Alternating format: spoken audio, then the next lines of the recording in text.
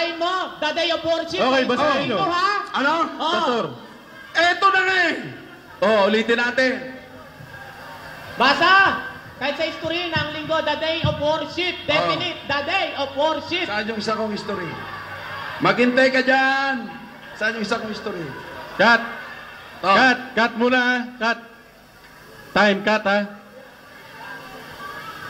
At saka, Mr. Moderator, Eto. pwede po bang mahiram din yung kanilang reference? Eto. Na binabasa nila kanina? No problem. Okay, fine. Okay, eto.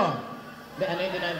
During the first century, 2 services were held on the first day of the week. The day was adopted as the day of worship. Hoy, ano po muna ha? The day of worship. Ang hinahanap niya, Pera muna. the Madali. day of Okay, worship. okay. Okay, sandali. Nabasa ko! Sandali ha. Nabasa ko! Cut ko na. Ang Sunday, the day of worship. Pairam po, pairam. Cut ha. Pairam ng reference. Oh,